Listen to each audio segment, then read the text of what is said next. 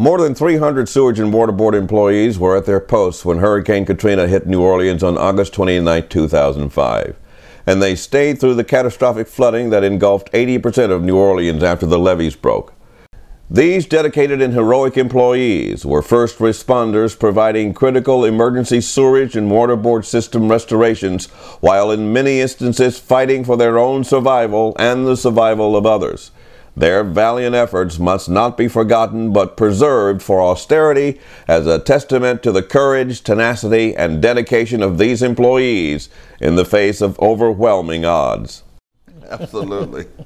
So, for the people who are listening to this interview, tell them your name and what you do with the Sewage and Water Board. Okay. My name is Patricia Davenport, and I'm a Utilities Service Administrator Supervisor. And what does that entail? I'm an overseer now, underfield administrator for the meter reading department. I supervise everybody now that's under me. Okay, all right, so that's a big promotion. Yeah, well, it's a promotion. It's a promotion. Oh, all right. We have 4 divisions in our department. We have the inspector ones that read the meters. We have inspector 2s, they do the open and close and investigation. We have commercial guys that go out at night from 10 o'clock at night to 6 in the morning reading meters. And well, investigation is one and open and close is another. Open and close, turn the water on. Investigation, follow up on complaints. I got you. All right. Where were you, Ms. Patricia, on August 29th, 2005? 2900 People's Avenue. 2900 People's Avenue. Yes. And where is that? Describe to people where that is. Oh, 2900 People's Avenue is in the Night Ward right by Amanaster in Florida. That's our central yard. That's where you'll see all our major trucks go out, the meter readers, auto. We have a variety down there. So this was a normal day for you? No. No. No, it wasn't a normal day. Tell me about it. We was on storm alert. And on storm alert, I don't actually work in the meter reading department during that time. I drive dump trucks. I have CDL license. I drive dump trucks and follow the crew trucks while they dredge the rivers. All right. Or the canals, correction. And so you were on alert? Yes. What does that mean? Meaning that usually when we're on storm alert, we on duty. We prepare to move the vehicles to higher ground. That's normal procedure. And like I said, we dredge the canals. All right. And where were you when you heard the levee was breached and the city was flooding? 2900 People's Avenue. You were there? We was at People's Avenue. We was waiting. What was the reaction? Well, actually, I don't know. I didn't actually hear it. What I found out was we encountered the bad weather that Sunday night, real bad. Power went out, generators. And Monday morning, we went out on a porch, and it was nice sun shining, and we actually thought we had weathered the storm. And all of a sudden, we hollered, because we always looking, and the water started coming from all over the canal, from both directions, from Florida direction and from People's Avenue. And we broke out and ran in the building, and an hour or two, you needed boots on inside our building. You said you hollered. Yeah. Because I've never seen water come over a canal. So we know we was going to be flooded. We just didn't know to what extent. And our building set up pretty high. And we had to have knee boots on in order to walk around the building on the first floor. How scared were you? No, I wasn't scared. You're not the kind of person that scares easily? Not at all. Well, what were you thinking? My first thing was, let me see what I can salvage and save. Because I work in the meter reading department, and we have handhelds. My first thing was to put them up for safety. Try to save as much equipment as I can. Also, because so much water coming in, and we were seeing all type of things in the water, I carried these overnight cases with straps. So I took my straps to secure the doors so nothing could come in, because the winds were so strong, our doors was just flapping in and out. So you actually had to tie the doors together? Not the main door, but the 3 other doors, we had to tie them together because the wind was just that strong. And you say you saw all kind of things? Yeah, we saw all kind of things. Like what? Rats, alligators, dogs. And the alligators didn't scare you? No, they couldn't get to me, so if you can't get to me, I ain't scared. If I see you first, I'm not afraid. I'm only afraid if I don't see you first. Mm-hmm. And besides, like I said, if you work as a meter reader, you see all of this already. Mm-hmm. You see alligators, you see everything, because you work in wooded areas. Mm-hmm. So you were on full alert at this time? Oh, yes. Oh, yes. So explain some of the things that you were doing to try to survive. So then, now we know we have a limit of everything now. Mm-hmm. But I'm a person, I'm an improviser. I carry a lot of stuff. So now we have to figure out how we're going to keep, well, the guys really figure out how we was going to get a generator. The generator was in the warehouse. By that time, we had to have at least 10, 15 feet of water by that time. You could only see the lights from the train tracks. You could not see the train tracks. We had people in the warehouse, the generators in the warehouse. So this one gentleman, Fred Jones, Washington, we have a boat that sits in the back of the building. He got the boat loose. He'll swim out there, cut a chain, come back in. Once he got the boat loose, he brought the boat to the back to the warehouse. When he got to the warehouse, they had snakes in there. The people that was left in the warehouse was actually on top of the shelves for safety. So he brought all of them to safety, and he brought the generator. So now we got power. Now we gotta get us something to eat. We went in, but everybody that was there went in their cabinets to see who had what. So I had one young lady, she's a very finicky eater, but she was hungry. And I made a sardine dip, and she said, I never had a sardine dip. I said, it's gonna fulfill a Miss Meal cramp. And it did. And she still wants sardine dip today. So that's what we did. I made sure I shared my t-shirts with them. And we stayed on the second floor, and we just monitored everything outside that we couldn't leave. Mm-hmm. And just made the best of a bad situation.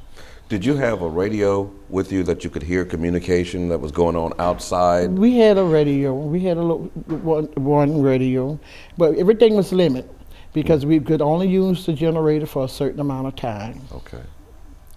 Okay, because you don't want generator was inside the building, and we didn't want nobody to get home, so they put it in another person's office so that we could use it, but we was limited to 2 hours. So how long did you stay in that facility? From Sunday through 4-day Thursday morning. My goodness. That was a long time. Yeah. They got a boat. Some of the guys got a boat, and they went to that was a Winn-Dixie. I think that was a Winn-Dixie on Ammonasta at that time. It was a grocery store, that's for sure. And they went in and got some more food. Oh, and I had pots, and we ate. And 4-day that morning, Thursday morning, the boats came up on the porch. Mm-hmm. And they said they was gonna bring us to safety. And that's when they evacuated, and we went to the bridge, and they brought us to the convention center about 5 o'clock that morning. And we stayed at the convention center from 5 to about 8 o'clock, and we seen a Sewage and Water Board truck. Uh-oh. And they said, it's safe to go by St. Joseph. And that's where we went. That's all Everybody you needed to from hear. Central Yard went to St. Joseph Street that was here, and we had quite a few people here. And what happened when you got to St. Joseph? First thing I was told was you can't cook. I said, I'm not here to cook, but we're gonna eat, but I'm not here to cook. Mm-hmm. We stayed there. Matter of fact, we lit up the grill. Mm-hmm. Fed everybody because nobody had really had a So you were taking care of each other? Everybody pitched in and took care of each other. Mm-hmm. We stayed there for about 6 o'clock that evening, got on trucks, and we came across to Algiers. Mm-hmm. And they opened their doors to us. Well, there were so many men, it was only a limit of 3 ladies, so they had to find somewhere for us to be. They put us in one of the, I think it's a power room, mm-hmm. no windows, but it had air conditioning. And that's where we stayed. The ladies stayed there. We would go across the hall. They had a big old kitchen for me, mm-hmm. and we would cook, eat, and work. What kind of work were you doing? Anything and everything. I went out, I collected, Brenda called me and said, I need to find out who's there, what size they wear, Mr. Foosh called. He wanted to know who was on medication. And because I work in the field, I know how to get around. Took a truck and left. Went to every plant that I could find, that I could get to. West Bank, I went in Algiers, I went on not finishing, English Time, collect all the information that I could. Went to Carrollton, collect that, forward the information. If I brought it to Pauline, Pauline typed it in, sent it to the proper person, returned. They sent us the equipment. I went back out, give everybody the equipment. We would wake up 2 o'clock in the morning and go to areas where they had busted fire hose and we had to go check the water off. I did that. Always cook. We always had a meal. We would pitch in guys that lived over there, anybody lived across the river, went to their home, bought food, and I would get up and cook. At night I would cook so everybody can have something to eat, including the military. That was the most important thing. We had to eat. You need strength. When you got a full stomach, you can function. It's hard to function on an empty stomach. And all of that was going around because we were threatened that they was going to come in and because we had power and lights and take over the plant. So we had a lot to deal with. I just function better under pressure. So you're the crisis junkie. You love that. You love that. Yeah, yeah. What is it about a crisis that motivates you? I can be me. I can do all I can. I can comfort you. I can talk to you and comfort you while I'm accomplishing something else. You know, you could be in a deep depression and you got somebody cooking a big old meal for you. And they're gonna sit down and talk to you while you're eating, and you know, it kind of take your mind off. And you say, "Hey, that's the way your mama used to cook." Yeah, well, I sure miss my mama gumbo or whatever it was. And we did have gumbo. Believe me, we did. I had a pot with 30 pounds of everything in it. Oh my God! Oh my goodness! I also, like, if you was an employee and you wanted to come back to work, well, you would contact us, and you know, you didn't have passes to get here. So I would go and drive to whatever the city limits was and pick you up and bring you back to work. The only way you could leave New Orleans is go to Baton Rouge and catch the bus or the plane, and I would transport you there. I had keys for St. Joseph Street. Mr. St. Martin had gave me the keys, and I would bring them, anybody who had to go there to pick up the, we transported all the, whatever paperwork it was or whatever they needed to send to California so we can get paid for payroll. I took care of that. The credit union, whatever it was that they needed to get out of St. Joseph, I escorted them there and went in and helped them get it out. Then one night we went to Baton Rouge. When we got the building on Toshiba, we had to transport all the computers over there out of payroll and finance, I think that's what it was. And we left here, I'm gonna say between 10 and 11, bought it, unloaded, and came back. And we still had to be up for 6 in the morning to do whatever chores we had to do. That's remarkable. And we answered the phone. Well, don't forget that. That is incredible. You're the queen of multitasking. Oh yeah, that's my strength. Wow. And you all kept this thing going? Yes. We would, I mean, people would call from any and everywhere. All the contractors, everybody was trying to get here. So they gave me a 30-minute credit, 45-minute crash course, how to ID employees or people. They had to ID all the contractors. I set up right here in this room, and I ID all the contractors that came through here. And you set that system up yourself? Well, like I said, they had a gentleman showed me a 45-minute crash course. And after that... So you're a quick study on top of everything else? Yeah, I catch on. I'm a hands-on person, so I catch on fast. Wow. What was your biggest challenge, you would say, during the storm? I guess my biggest challenge was not to worry. Try not to worry. That was my biggest challenge. Try not, even though everything was going on around me, try not to worry, because when you start worrying, it kind of takes over. So, and I had so much to do till I honestly didn't have time to worry. Yeah, and speaking of having so much to do, there was a Baton Rouge office that was open? Yes. After, this was like weeks after there was a Baton Rouge office. Tell me about that. I didn't have to work at Baton Rouge office. I always stayed here in New Orleans. All we had to do was help bring equipment and set it up so that they could continue to do the basic functions. that they were doing. On this end, we had to set up meter reading. Meter reading had to go back in place. We couldn't go back to People's Avenue. We worked right here out of this building in the Carrollton plant.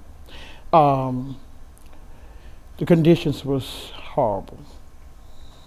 There was a stench here that was just nauseating. You never knew what you was going to walk into and what you was going to find. How did you deal with that? We got the equipment that we need and continue on. I would pick up the guys. I had a van that I would pick up the guys. We had tent city. So anybody worked the meter reading, the rule was you may not be doing what you've done before the storm, but you will be working. And with that understanding, I would transport them here. They would get their routes. They would go out into the part of the city that was dry and work. What was the attitude of the employees or of your coworkers like? It wasn't a good attitude. It wasn't a good attitude. You know, they didn't feel like they should have to work in this type of condition. But it was a choice. But it, you know, depending on your situation, if you had to work, you had to work.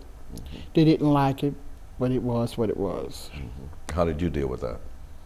I'm a worker. I'm a person that when I put my feet in the building and I say I'm at work, whatever I have to do, that's what I'm gonna do. I'll adjust well. I'm not gonna tell you I like everything. No, I don't like everything, but I'm okay with it. You know, I work my way. I go around it. I'm gonna do what I have to do. Do what needs to be done. Exactly. So we did a lot. So how would you say your actions and those of the employees after the storm helped the Sewage and Water Board recover? Major. I think we give a lot of people hope. We made people realize that we survivors and we can make it through this. We can weather the storm. It's bad, but we can weather the storm. I think that's what we show people, that we survivors. We can weather through this. And how instrumental were you in helping the city and the ability of citizens to return to their home? Ooh. I guess very helpful in more ways than one. We let them know where the water was, you know, because they call for everything. Well, did this area flooded? No, this area didn't flood. That water, no, that's not a good, you can't go in this area. I think because they knew people was here, that made all the difference, because a lot of people around the world thought there was no life here anymore. Because there was no power. It was like a ghost town. But you were functioning. Oh yeah.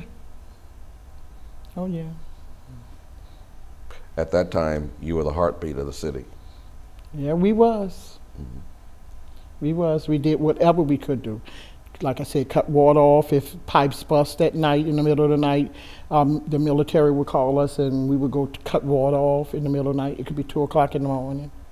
So I didn't have to do as much manual labor as the guys on the trucks, but I have turned water off valves, whereas you have to turn it 25 times before it go off.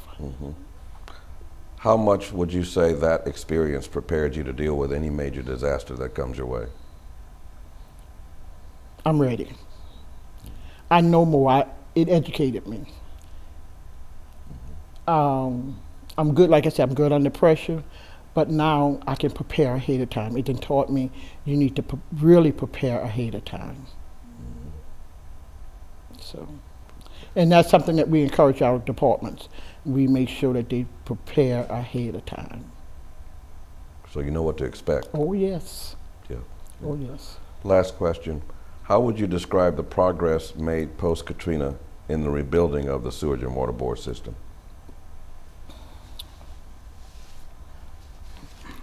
We done came a long ways.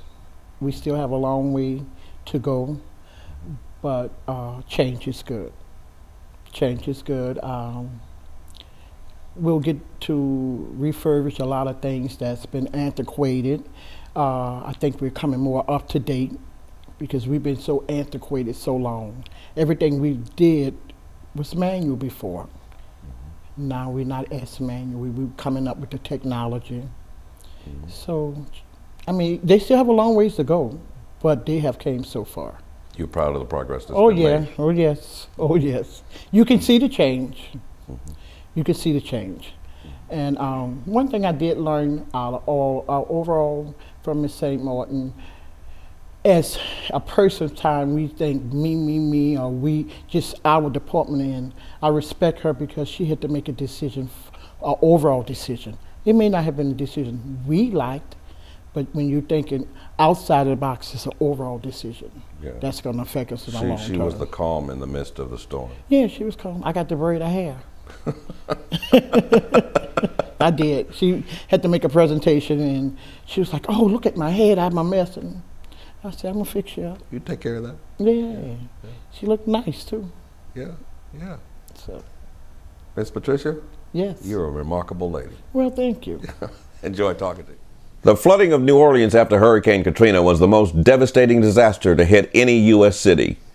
When most of the city was evacuating, some 300 Sewage and Water Board employees stayed on the job, facing great personal peril to respond to this devastating crisis. We salute our Katrina heroes who met the greatest challenge of their lives and found a way to rise above the storm and overcome the impact of Hurricane Katrina. The board's forces dewatered the city in 11 days after the breaches were closed and began to restore quality of life, services of water, sewer, and drainage to the city. It was the restoration of these services that made it possible for citizens to return. It was the restoration of these services that made it possible for progress to begin, going from devastation to recovery, restoration, and today, rebuilding of the most complex infrastructure in the country. Today, confidence in the Sewage and Water Board's management and fiscal responsibility has resulted in the first water and sewer rate increases since the 1990s. These increases will be the building blocks for the development and the continuous rebuilding of the board's systems in the future.